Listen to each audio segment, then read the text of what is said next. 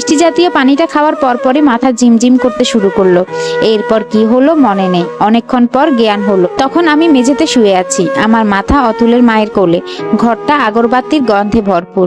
হুজুর জানালেন এখনই তিনি আমার বাসায় যাবেন। আমরাও রওনা হলাম। অতুলের মা রাস্তায় আমাকে সব বললেন। আমি জ্ঞান হারানোর পর নাকি আমার সাথে জিনটার সাথে তিনি কথা বলেছেন। সেটা আমার মুখ দিয়ে বললেও কণ্ঠ ছিল ভিন্ন। জিনটা বলেছে সে এক জাদুকরের কথায় আমার উপর আছর করেছে। জাদুকরের নাম ধাম জিজ্ঞেস করে জানা যায়নি, তবে জিনকে চাপ দিলে সে জানিয়েছে তাকে তাবিজ করে রাখা হয়েছে, আর তাবিজটা আমার ফ্ল্যাটে আছে। ফ্ল্যাটে গিয়ে আবারও সেই ঘটনার পুনরাবৃত্তি হলো। আমি পাক পবিত্র হয়ে এলে সূরা ফাতিহা থেকে শুরু করে বাকারা পড়তে থাকলাম। আমি আবার জ্ঞান হারালাম। জ্ঞান ফিরে জানতে পারলাম আমাকে জাদুকর করা তাবিজটা পাওয়া গেছে আমার বালিশের তুলোর ভেতর। বালিশটা ছিল নতুন। হুজুর তাবিজ খুললে ভেতর থেকে হিজিবিজি লেখা একটা কাগজ, লাল সুতো, আমার নখের অংশ, আর একসাথে গিট দেওয়া আমার এক গাছি চুল। আমি ভীষণ ভয় পেয়ে গেলাম। হুজুর একটা একটা করে জিনিসগুলো আলাদা করে দিলেন। চুলের গিটগুলো দোয়া পরে ছাড়ানো, তারপর কিছু পুড়িয়ে দিলেন আগুনে। যাওয়ার আগে বলে গেলেন আমার স্বামীকে দেখে রাখতে, কারণ যে জাদু করেছে সে চাইছে আমার স্বামী আর আমার মধ্যে বিচ্ছেদ ঘটাতে। আমার কলিজা শুকিয়ে গেল। এবার কে করেছে এটা জানার খুব প্রয়োজন। কেন বিচ্ছেদ ঘটাতে চায় আমাদের। হুজুর চলে গেলেন সেই দিন রাতে, আর তারপরের দিন আমার সাথে আর কিছু হলো না। আমার বাচ্চা যে সুস্থ আছে ভাবতেই যে আতঙ্ক ক্ষণে ক্ষণে চেপে ধরেছিল সেটা আর রইল না, কিন্তু বুকের মধ্যে থাকা চাপা ব্যথা আর আশঙ্কা ধুলতে থাকলো। প্রতীককে এই দুদিন ফোনে পাওয়া যায়নি। চিন্তায় মাথাটা যেন ছিঁড়ে যাচ্ছে।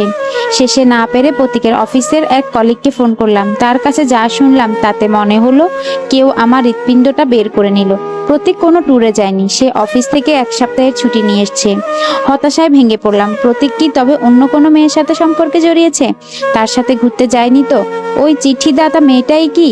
প্রতীকের ফেরার কথা আগামী পরশু। ফেরার আগে কিছু জানায় উপায় নেই। অসংখ্যবার তাকে ফোন করে পাওয়া গেল না। নিজেকে বড্ড অসহায় মনে হতে লাগলো। প্রতীক ফিরল না, এদিকে ফোন বন্ধ। একটা মানুষ কোথায় উধাও হয়ে যেতে পারে? আমি ওর বাড়িতে ফোন করলাম, সেখানে কিছু জানে না। উল্টো আমার ননদ আমাকে অনেকগুলো কথা শুনিয়ে দিল। এক একটা দিন ভারী হতে লাগলো, এক এক মুহূর্ত বছরের সমান। এই দুর্যোগের দিনে অতুল আর তার মা যা করলো তা কোনোদিন ভোলার নয়। তবে তাদের উপরই বা কতটুকু নির্ভর করা যায়। আমি একদিন বাসা থেকে বের হলাম কেনাকাটা করতে। বাজার নেই, আরো কিছু দরকারি জিনিস। এই মুহূর্তে না কিনলে নয়। আমাদের বাড়িতে লিফট নেই। সিঁড়ি দিয়ে উঠার সময় হঠাৎ উৎকণ্ঠা একটা গন্ধ পেলাম। এত কড়া গন্ধ যে পেটের নাড়িগুড়ি বের হয়ে আসতে চাইলো। সেখানেই বমি করলাম। শরীর এত কাহিল হলো যে উঠার বা নামার শক্তিই রইল না। অনেকক্ষণ বসে একটু ভালো লাগতে শুরু করলো, তারপর উঠে দাঁড়ালাম। তখনই অদৃশ্য কে যেন ধাক্কা দিল আমায়।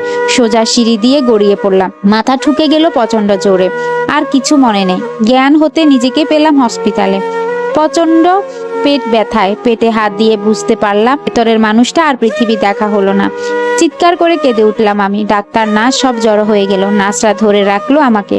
আমি কিছুতেই নিজেকে সামলাতে পারছি না। পুরো পৃথিবীটা অন্ধকার লাগতে শুরু করলো।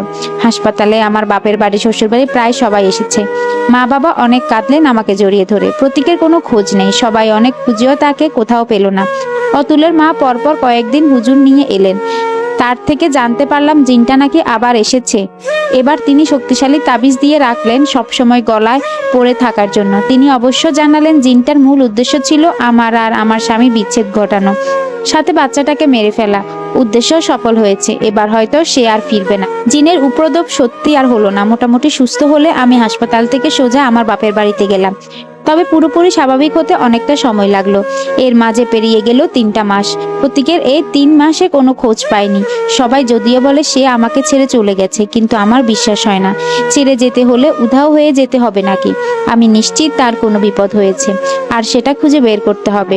একদিন আমি বাসাবো ফ্ল্যাটে ফিরলাম। প্রতীকের টেবিলে যে প্রেমপত্রগুলো পেয়েছিলাম সেগুলো খুঁটিয়ে পড়লাম। সেগুলো থেকে কিছু পাওয়া গেল না। তখন মনে পড়লো প্রতীক ডায়েরি লিখত নিয়মিত। ডায়েরিগুলো টেবিলের ড্রয়ারে তালা দিয়ে রাখতো সে। আমি অবশ্য এমনিতেই তার নিজস্ব জিনিস পড়ে দেখতাম না। টেবিলের ড্রয়ারে চাবি পাওয়া গেল না। তালাটা ছুরি দিয়ে খুঁচিয়ে নষ্ট করে ড্রয়ার খুললাম। ডায়েরিগুলো জায়গা মতো পাওয়া গেল। ডায়েরি পড়ে আমার চোখ ছানা পড়া। সত্যি প্রতীকের একটা মেয়ের সাথে সম্পর্ক চলছিল, তাও প্রায় 4 মাস ধরে। মেয়েটার নাম আদিবা। আদিবার সাথে ওর স্কুলে থাকাকালীন সময়ে সম্পর্ক ছিল। আদিবা ওর দূর সম্পর্কের আত্মীয়, কোনো কারণে তাদের বিচ্ছেদ হয়ে গিয়েছিল। তারপর আর দেখা হয়নি কোনোদিন। প্রতীকের বাবা মারা যাওয়ার সময় আদিবা এসেছিল, তখন তাদের আবার দেখা হয়। পুরনো সম্পর্ক খুঁচিয়ে ঘা করার চেষ্টা করে আদিবা। প্রতীক প্রথম দিকে পাত্তা না দিলেও পরে দুর্বল হয়ে পড়ে। আমি গর্ভবতী হওয়ার পরও আদিবা আরো বেশি সময় দিতে থাকে। প্রায় প্রতিদিন তারা দেখা করেছে, ঘুরতেও গিয়েছে। শেষবার আমাকে ট্যুরের কথা বলে তারা ঘুরতে গিয়েছিল কক্সবাজার। প্রতীক অনেকবার লিখেছে তার আমার জন্য খারাপ লাগে, অনুশোচনা হয়, কিন্তু আদিবার প্রতি আসক্ত কিছুতেই এড়াতে পারে না। ডায়েরি পড়া শেষ করলাম বুকে পাথর চেপে। বুক ফেটে চিৎকার বের হলো। কতক্ষণ কাঁদলাম হিসেব নেই। যার জন্য সব ছেড়ে এলাম সে এমন করেছে, ভাবলেই মরে যেতে ইচ্ছে হয়। তবে ভেঙে পড়লাম না এবার। সেখানেই বসে প্রতিজ্ঞা করলাম ওই মেয়েকে আমি শিক্ষা দিয়ে ছাড়বো। প্রতীকের যা খুশি হোক, আমার সন্তানকে মেরে ফেলার শাস্তি না দিলে আমার শান্তি হবে না। আমার শ্বশুর বাড়ি থেকে জানতে পারলাম আদিবা নাকি 4 মাস আগে বাড়ি থেকে পালিয়ে গেছে। কার সাথে গেছে কেউ জানে না। তাকে অনেক খুঁজেও পাওয়া যায়নি। ওরা প্রতীকের সাথে আদিবা সম্পর্কের কথা জানতো। ওরা একসাথে পালিয়েছে সেই সন্দেহ করেছিল, তবে আমাকে বলেনি। আবার ফিরলাম ফ্ল্যাটে, তন্ন তন্ন করে খুঁজলাম ক্লু। কোথায় যেতে পারে ওরা? আবার প্রতীকের ডায়েরিটা পড়লাম। এক জায়গায় সূত্র মিলল। প্রতীক একবার আদিবার সাথে দেখা করতে গিয়েছিল উত্তরার একটা বাড়িতে। বাড়ির ক্ষণিক অদ্ভুত বর্ণনা লিখেছে সে। এইসব কথা প্রথমবার পড়তে গিয়ে এড়িয়ে গিয়েছিলাম, এবার মন দিয়ে পড়লাম। প্রতীকের ডায়েরি থেকে পড়ছি। আদিবা আজ খুব আবদার করলো ওর গুরুমায়ের সাথে দেখা করতে। গুরুমাটাকে অনেকবার জিজ্ঞেস করলেও বলেনি, শুধু বলেছিল সারপ্রাইজ দিবে। আমিও সারপ্রাইজড হতে দারুণ আগ্রহ নিয়ে গুরুমায়ের কাছে গেলাম। অফিস থেকে আজ তড়িঘড়ি করে ছুটি নিয়েছি। বস তো ছাড়লেন আধা ঘন্টা। নেহাত আমাকে পছন্দ করেন বলে ছুটি দিলেন, অন্য কেউ হলে দিত না। আমার ইদানিং কেমন যেন নেশা নেশা লাগে, মনে হয় আদিবাকে ছাড়া পৃথিবীর সব তুচ্ছ। এভাবে চললে চাকরি বেশি দিন টিকবে না, কিন্তু ওর আবদার আমি কিছুতেই ফেলতে পারি না। উত্তরা বিশাল জমির উপর বড় বাড়ি, বাগান পেরিয়ে টকে লাল রঙের বাড়িটা দেখে গা ছমছম করছিল আমার। বাড়ির বাহিরে দেখে অবশ্য বোঝা যায় না ভেতরটা এমন। বাইরে শেওলা পড়া উঁচু প্রাচীর, বাড়ির পাশে একটা 3 তলা পুরনো বাড়ি। গুরুমায়ের সাথে দেখা হলো।